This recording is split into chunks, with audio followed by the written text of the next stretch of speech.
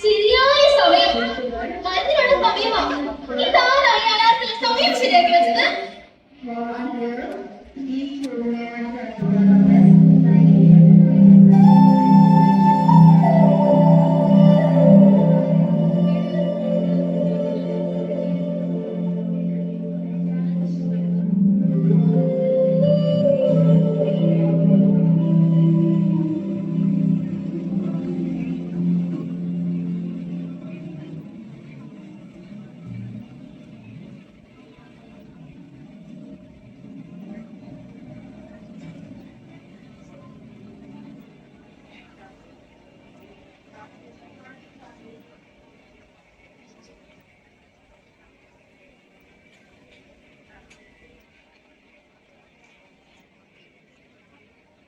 അച്ചു അച്ചു എടാ കള്ള അലാറം അടിക്കുന്നത് കേട്ടില്ലേ? അടുത്ത സമയത്തിന് കഴിക്കണം. അലാറം അതൊക്കെ കൃത്യസമയത്ത് കഴിയും. മരുന്ന് കഴിക്കാൻ മഹാമടിയാണ്. എണീക്ക് അച്ചു, എണീക്ക. അത് പറ്റുന്നില്ല അച്ചു, എണീക്ക. അച്ചു വായ നോക്ക്, നല്ല മധുരമുള്ളതാ. ഞാനോ മറ്റാതെ ഇത് മുഴുവൻ ഒന്നിച്ച് കഴിച്ചു പോകും. ഇത് മരുന്നല്ലടാ, തേനാ. അത് കഴിഞ്ഞു. ഇനി അച്ചു കിടന്നോ? അല്ലെങ്കിൽ വേണ്ട, എന്തെങ്കിലും എടുത്ത് വായിക്കാൻ ഇതേ പറ്റില്ലേ?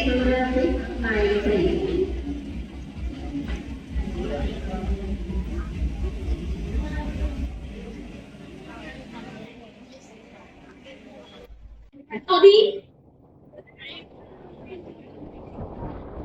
ഞാൻ ഇനിയും വരും.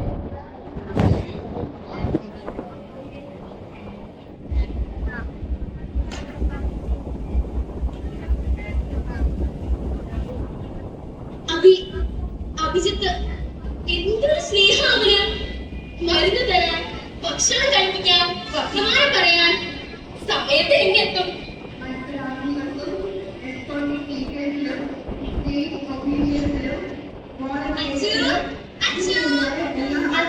ഞാൻ മരുന്ന് കഴിച്ചു.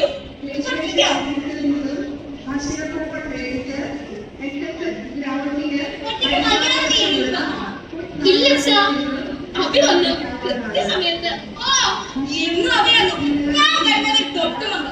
എപ്പോഴും അങ്ങനെ തന്നെ. ഒന്നുകിൽ എനിക്ക് നേരത്തെ, അല്ലെങ്കിൽ എനിക്ക് പിന്നെ. ഞാൻ മാത്രം അവൻ കാണുന്നില്ല. ഇന്ന് അവൻ പെട്ടെന്ന് പോയി. മരുന്ന് തന്ന് ഒരു കാറ്റ് പോലെ. ക്ലാസ്സിൽ നിന്ന് മുക്കി വന്ന് വായിക്കാം. ക്ലാസ്സോ? നിന്റെ ആ മാഷല്ലേ, ആ അനന്തൻ മാഷ്. ഞാൻ ഇന്നലെ അദ്ദേഹത്തെ ബസ് സ്റ്റാൻഡിൽ നിന്ന് കണ്ടിരുന്നു. അപ്പോൾ ഞാൻ അഭിജിത്തിനെ പറ്റി പറഞ്ഞു. അപ്പോൾ അദ്ദേഹം അങ്ങോട്ടൊരു കുട്ടി അയാളുടെ സ്കൂളിൽ പഠിക്കുന്നില്ലെന്ന് പറഞ്ഞു. നീ പറയുന്നു അവൻ നിന്റെ സ്കൂളിൽ പഠിക്കുന്നവനാ. അഭി എന്റെ ക്ലാസ്സിലാണ് പഠിക്കുന്നത്. എന്റെ സ്കൂളിൽ, എന്റെ തൊട്ടടുത്ത്. ഇന്നലെ ഇത് ഭയങ്കര അതിശയം തന്നെ.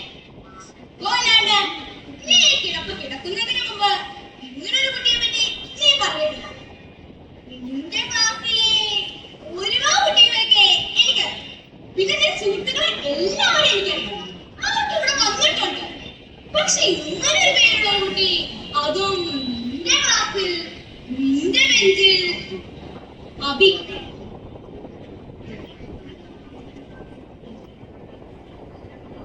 അപ്പോൾ ഈ മരുന്ന് ഈ സ്കൂളിൽ എന്റെ വായിൽ ഒഴിച്ചത് എനിക്കറിയില്ല. ഡോക്ടറും ആശുപത്രി മരുന്ന് ചികിത്സയുമായി അച്ഛയെ മുറിയിൽ കിടക്കുന്നത് മുതലാ അഭി വരാൻ തുടങ്ങിയത്. ഏത് നേരമില്ല, മറ്റാരും കാണത്തില്ല. അച്ഛൻ മാത്രമേ അവനെ കണ്ടിട്ടുള്ളൂ. ഇങ്ങനൊരു പേരുള്ള ഒരു കുട്ടി ഇവന്റെ സ്കൂളിലില്ല, ഈ ഭാഗത്ത് തന്നെയില്ല. പിന്നെ അഭി അവൻ വരുന്ന സമയത്ത് അച്ഛനവിടെ ഇല്ലാതിട്ടല്ലേ? എത്ര നാളായിരുന്നു ഒരു പകയുടെ കാത്തിക്കുന്ന ദിവസമില്ലേ? അന്നൊന്നും അവരില്ല. ഞാൻ എവിടെയെങ്കിലും പോയാൽ, ഞാൻ എവിടെയെങ്കിലും പോയി തിരിച്ചു വരുമ്പോ അച്ഛൻ പറയും, അച്ഛാ അഭി വന്നു, അച്ഛാ ഒരുപാട് വർത്തമാനം പറഞ്ഞു, അച്ഛാ മരുന്ന് തന്നു. അഭി അഭി എന്താ അഭി? എനിക്കത് മനസ്സിലാവുന്നില്ല. കാശിക്ക് എന്റെ ക്ലാസ്സിലെ പഠിക്കുന്നത് എന്റെ പെൻസിൽ. എനിക്ക് അവന്റെ വീടൊക്കെ അറിയാം. ഞാൻ പോയിട്ടുണ്ട്. പാലത്തിനക്കരെ ഒരു വർക്ക്ഷോപ്പിന്റെ ഇടയിലൂടെ ഒരു ചെറിയ റോഡ്, മഞ്ഞ പൂക്കളുള്ള ഒരു മരം, അവിടെ തന്നെ, അവിടെ അവന്റെ വീട്. ശരിയായിരിക്കും, അങ്ങനെ ഒരു കുട്ടി ഉണ്ടായിരിക്കും. ഇവിടെ അച്ചു, ഞാനിതാ ഡോക്ടറെ കണ്ടിരുന്നു. മരുന്നൊക്കെ കൃത്യസമയത്ത് കഴിക്കാൻ ഡോക്ടർ പറഞ്ഞു. ഈയിടെയായി അച്ചുവിന് നല്ല മാറ്റമുണ്ടെന്നും പറഞ്ഞു. അച്ചുവിന് ഇത്രയും വേഗം സുഖാവുന്നു പറഞ്ഞു. അച്ഛാ, ഒരു കൊല്ലായില്ലേ ഈ മരുന്നൊക്കെ? അത് പിന്നെ സുഖക്കേട് മാറട്ടെ. എപ്പോഴും ഇങ്ങനെ തന്നെയാ ഡോക്ടർ പറയുന്നത്, സുഖാവും സുഖാവും. നല്ല ഡോക്ടറാ, നല്ല ഡോക്ടറാ. അതെ അച്ഛാ, നല്ല ഡോക്ടറാ. ഡോക്ടർ സുഖാവും എന്ന് പറഞ്ഞാ സുഖാവും.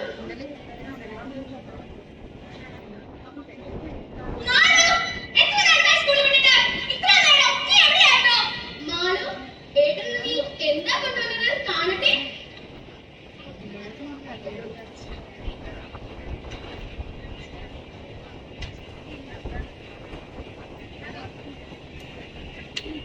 നിങ്ങൾ ഇന്നും സ്കൂളിൽ നിന്ന് പട്ടം പറപ്പിച്ചു അല്ലേ? ഏട്ടാ, 14 പട്ടങ്ങൾ ഉണ്ടായിരുന്നു സ്കൂൾ ഗ്രൗണ്ടിൽ നിന്ന്. എന്റെ അമ്മ, ആകാശം നിറയെ പട്ടങ്ങൾ. ഏട്ടൻ ഓർമ്മയില്ലേ സ്കൂൾ ഗ്രൗണ്ടിനപ്പുറത്തെ രാക്ഷസൻ മാവ്? അതിന്റെ കൊമ്പി കുടുങ്ങി എന്റെ പട്ടത്തിന്റെ നൂല് പൊട്ടി.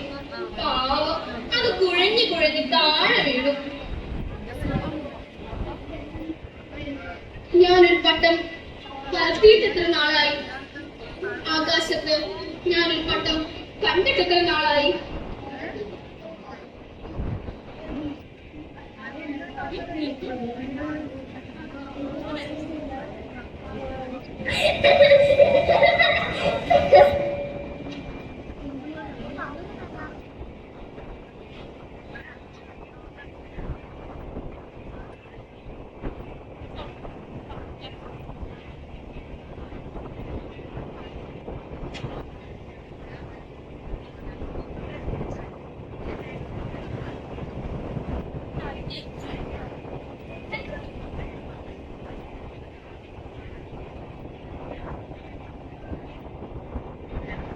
അച്ചു, മോനെ അച്ചു. അമ്മ, അച്ചു, അമ്മ, മോനെ, അമ്മേ, മോനെ അച്ചു, അമ്മേ, അച്ചു, അമ്മേ, മോനെ, അമ്മേ, മോനെ, അമ്മേ, മോനെ അച്ചു, അമ്മേ, മോനെ. അമ്മേ.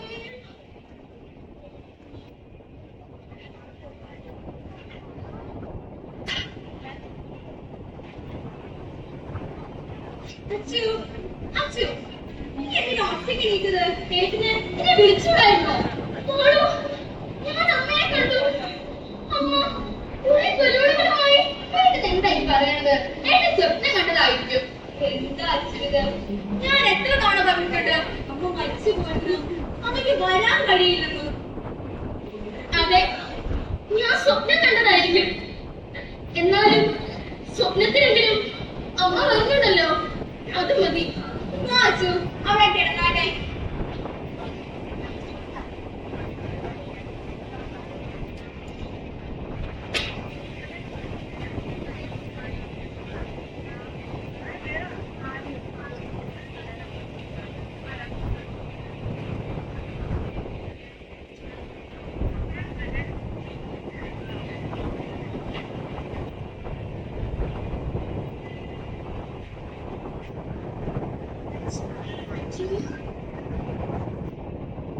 നിങ്ങളോ?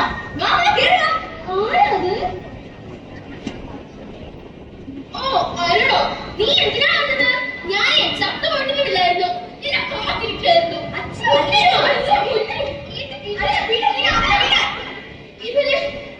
ഇവരിനറിയോ? ഇവൻ എന്റെ സ്കൂളിലോ? അങ്ങനെ ക്ലാസ്സില് ഒരു പെയിന്റിംഗ് കൊണ്ടുവന്നു. നല്ല പെയിന്റിംഗ്. ഇവൻ തന്നെ വരച്ചതാ.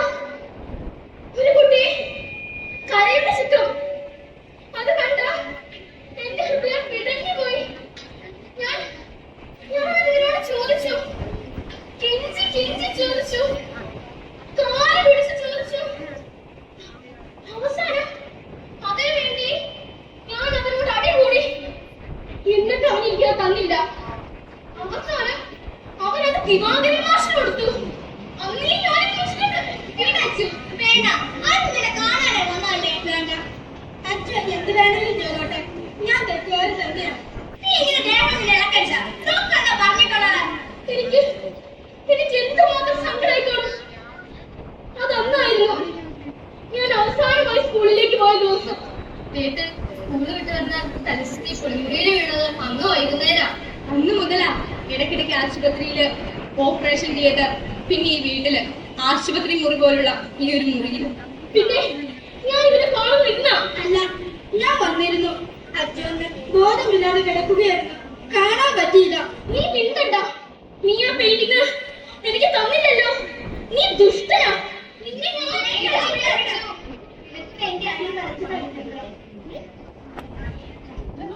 ദൈവമേ, ഇടങ്ങൾക്ക് പൂക്കൾക്ക് വെളിയിൽ ഒരു കുട്ടി മാത്രം കണ്ടു നിൽക്കുന്നത്. നിന്റെ ഇരുളുകൾ കാണട്ടെ. ഇത് ദൈവത്തിന്റെ ഇരുളുകളാ. ആ ചിത്രം കാണുമ്പോഴൊക്കെ എനിക്ക് നിന്നെ കെട്ടിപ്പിടിക്കാൻ തോന്നുന്നു.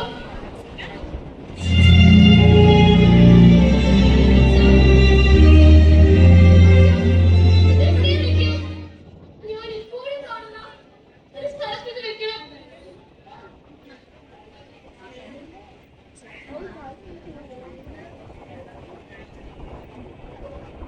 അന്ന് സ്കൂളിൽ വെച്ച് അച്ഛൻ ഞാനും വഴക്കിട്ടു. വൈകുന്നേരമായപ്പോൾ അവൻ തലചുറ്റി വീഴുകയും ചെയ്തു. പിന്നെ സ്കൂളിൽ വന്നിട്ടില്ല, ക്ലാസ്സിലും ഇരുന്നിട്ടില്ല. ഇന്നലെ രാത്രിയാ ഞാൻ വീണ്ടും വരച്ചു തുടങ്ങിയത്. പുതിയ ഒരു ചിത്രം വേണമെന്ന് കരുതിയതാ. പക്ഷെ വരച്ചു വന്നപ്പോൾ അത് ഇങ്ങനെയും മാറി.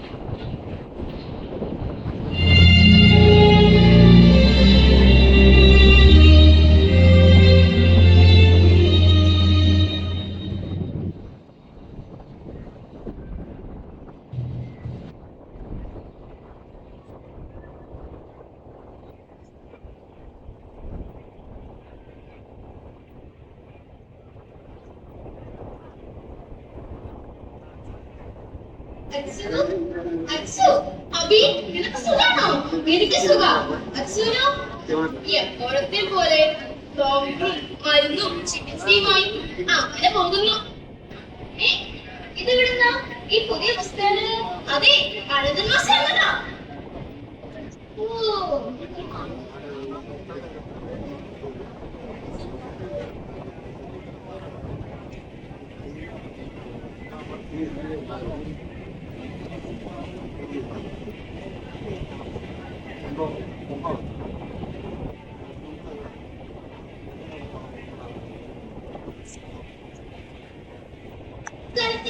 ഓറഞ്ചിനൊന്നും പൊടിയില്ല. അച്ഛു, ഇതൊന്ന് കഴിച്ചു നോക്ക്. ഇങ്ങനെ കാറ് ഇതൊക്കെ വാങ്ങി തരുന്നത് ഇതൊക്കെ സുഖയില്ലാത്തവർക്ക് കൊടുക്കേണ്ടതാ.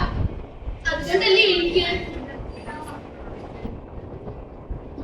അതിന് നിനക്കെന്താ സൂക്കേട്? നിനക്കൊരു സൂക്കേടും ഇല്ല. വെറുതെ കുറെ മരുന്നുകള്, ഡോക്ടർ വരുന്നവരൊക്കെ എന്നെ ആശ്വസിപ്പിക്കാൻ ഇത് തന്നെ പറയാറുണ്ട്. ഇനി നിന്റെ വകയും കൂടി. അച്ഛൻ പറഞ്ഞിട്ട് നീ സ്ഥലം വിട്ടോ. നിന്റെ അച്ഛനെന്താ എന്നെ കൊന്നതെന്ന് വെച്ചു? ഇങ്ങനൊരു അഭിഷത്തുണ്ടെന്ന് പറഞ്ഞിട്ട് ആരും വിശ്വസിക്കുന്നില്ല. എല്ലാം എന്റെ തോന്നലാണത്രേ. നീ എന്റെ ക്ലാസ്സിലാ പഠിക്കുന്നതെന്ന് പറഞ്ഞിട്ട് ഇങ്ങനൊരു കുട്ടി ഇല്ലാന്നാ പറഞ്ഞത്. നീ പറ, നിന്റെ വീട് എവിടെയാ? സമയം 2 മണിയായി.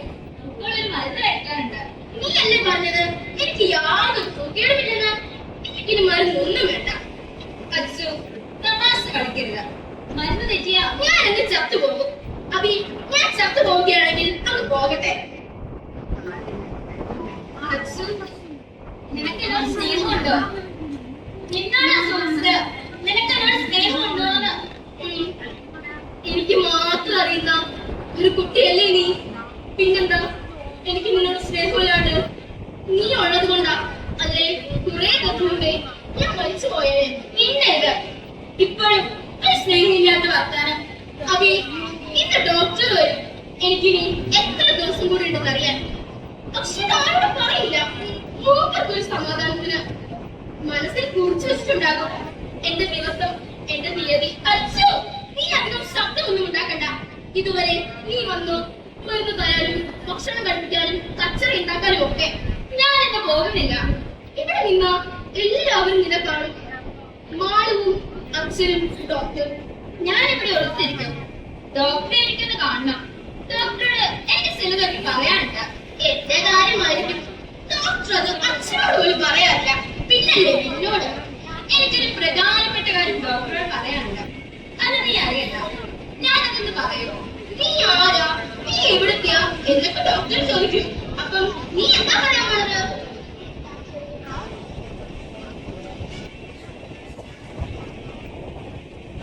വരുന്നുണ്ട്. ഡോക്ടറല്ല, നിന്റെ അച്ഛനും ആ അനന്ത മാഷും. ഒരു കാര്യം, ഞാനിവിടെ ഉണ്ടെന്ന് അവരോട് പറഞ്ഞേക്കരുത്. ഡോക്ടർ വരുന്നവരെ എനിക്കിവിടെ ഒളിച്ചിരിക്കണം.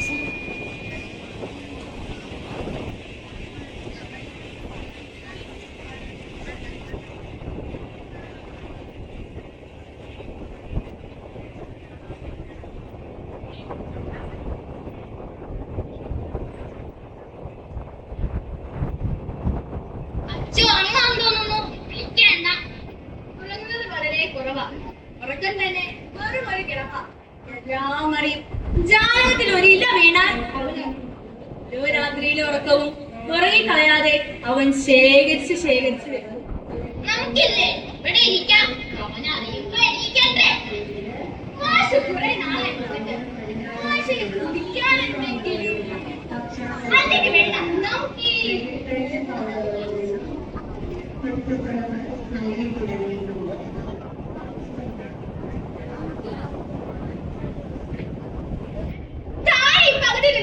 അച്ചു ആയിരിക്കും. അച്ചുവല്ല, അച്ചുവിനാണെങ്കിൽ പൊളിച്ചു കൊടുക്കണം. അതുമല്ല ഭക്ഷണത്തിനൊക്കെ ആയിട്ട് ആരെങ്കിലും വേണം. സ്കൂളിൽ പോയി. പിന്നെ അവൻ വന്നിരിക്കും. ഞാൻ പറഞ്ഞില്ലേ ഇവന്റെ ക്ലാസ്സിൽ പഠിക്കുന്നു എന്ന് പറഞ്ഞ അഭിജിത്ത്. നിങ്ങൾ എന്താണ് ഈ പറയുന്നത്? ഞാൻ 3 പ്രാവശ്യം പറഞ്ഞ കുട്ടിയിലാണ് ഉണ്ട്. അവരിവിടെ വന്നിരുന്നു, എന്നിട്ട് പോയി. നീ വരും. അച്ഛോ, നീ എന്താണ് ഈ പറയുന്നത്? നിന്റെ ക്ലാസ്സിലെ കുട്ടികളുടെ പേര് എനിക്ക് കാണാപാഠമാണ്. അനന്ത സുരേന്ദ്രൻ, അനശ്രാവി, ആദിത്യൻ, അനന്തൻ മാഷ് പറഞ്ഞതാ. അടുത്തതിന് മുൻപിൽ അത്ലറ്റിക് സെക്ടറിലെ 1ാമത്തെ പേരാ അഭിജിത്ത്. അഭിജിത്ത് MD. എല്ലാവരും അവരെ അഭിനെ വിളിക്കും.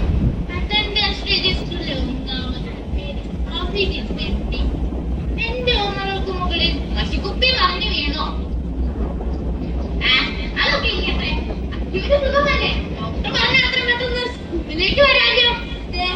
വിലക്കാതെ മരുന്നും ഭക്ഷണം കൃത്യമായി കഴിച്ച് അങ്ങനെ സ്കൂളിൽ നീ വന്നിട്ട് വേണം. സ്കൂളിൽ ഒരുപാട് സംഗതികളുണ്ട്. പൂന്തോട്ടത്തിൽ പുതിയ ചെടികൾ നടണം, നാടകത്തിന്റെ റിഹേഴ്സൽ പ്രാക്ടീസ് ചെയ്യണം, പുതിയ ലൈബ്രറി പുസ്തകങ്ങൾക്ക് നമ്പർ അടിക്കണം. പിന്നെ എത്ര കാലമായി രാവിലെ ടീഷർട്ടാക്കുന്നവരെ പാട്ട് തന്നെ ദൈവം പോലും മടുത്തിരിക്കും. നീ ഒരു പാട്ട് എഴുതാൻ രമണൻ മാഷിനോട് പറയണം. നീ വന്നിട്ട് വേണം ആകെ ഒന്ന് മാറ്റി പൊളിക്കാൻ.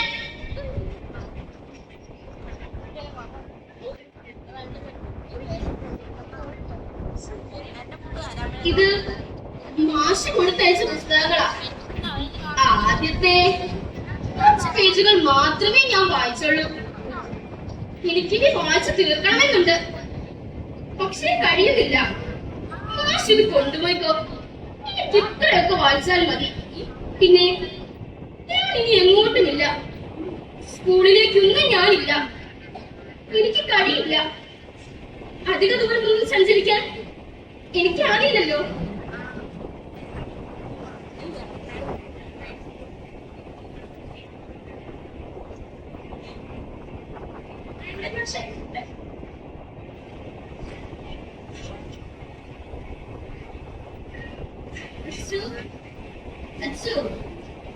നീ കരയില്ല. ഡോക്ടർ വരട്ടെ. ഡോക്ടറോട് ഞാൻ ചോദിക്കും അച്ഛന്റെ അസുഖം എനിക്ക് തരുമെന്ന്. അങ്ങനെയായ അച്ഛൻ രക്ഷപ്പെട്ടു.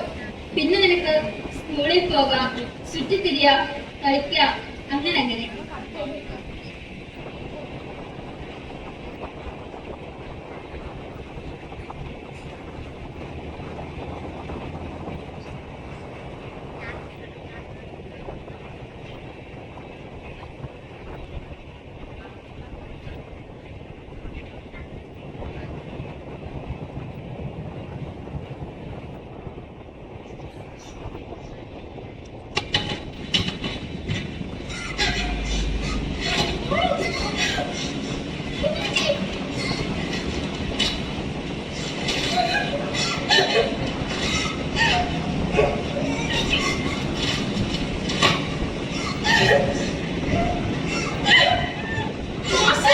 ഒന്നും ഉണ്ടായില്ല, ഒന്നും ഉണ്ടായില്ല.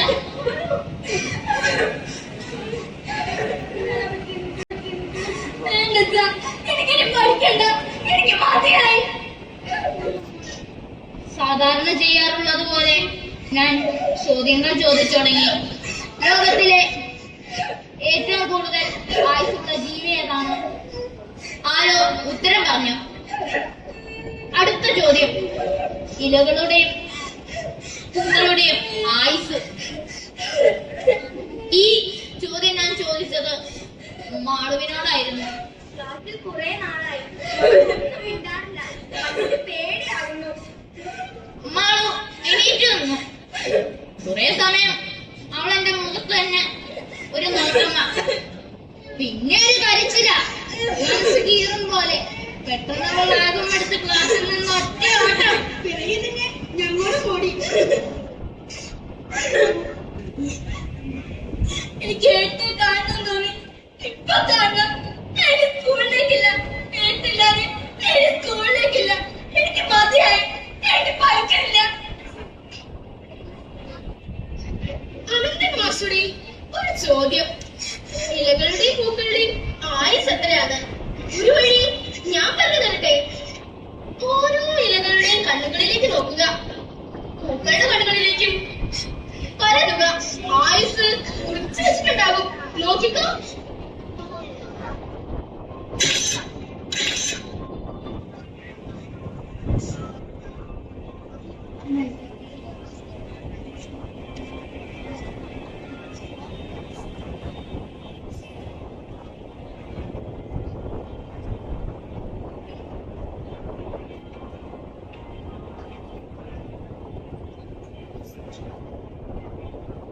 ഈയിടെയായി ഞാനൊരു നല്ല സ്വപ്നം കാണുന്നു.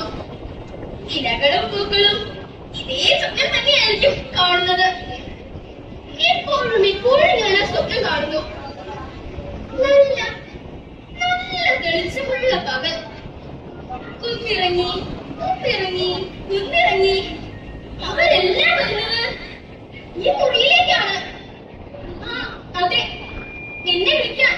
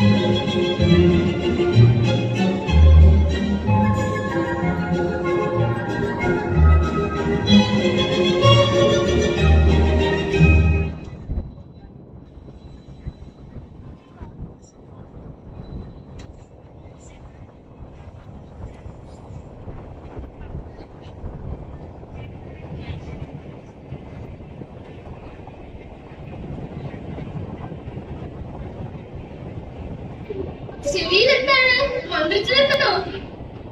ഇലകൾക്കും പൂക്കൾക്കും വീടുണ്ട്. എന്നോട് ചോദിക്കുക വരുന്നോന്ന്.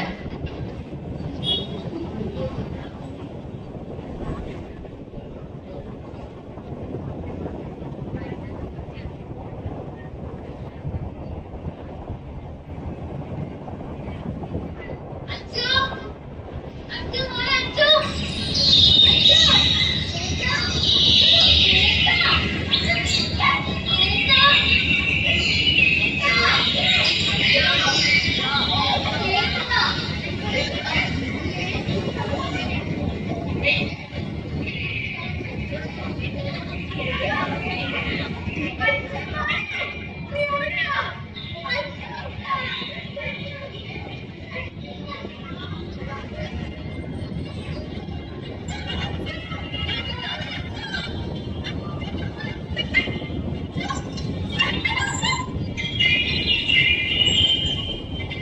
സ്കൂളിൽ പോയി.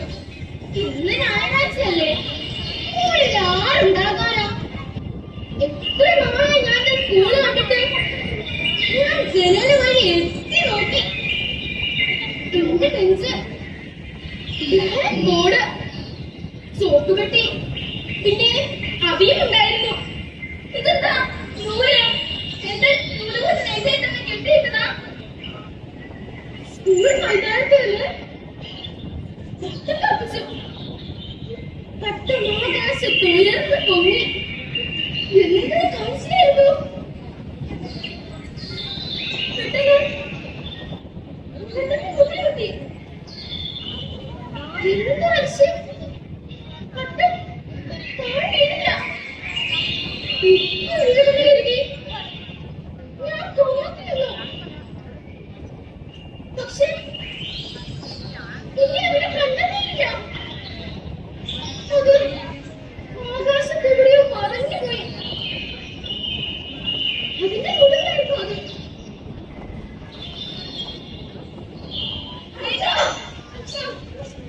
ഇല്ല, എനിക്കൊന്നുമില്ല. ഇലകളുടെ പൂക്കളുടെ ഞാനുണ്ട്. ഇലകൾക്കും പൂക്കൾക്കും ഇടയിൽ.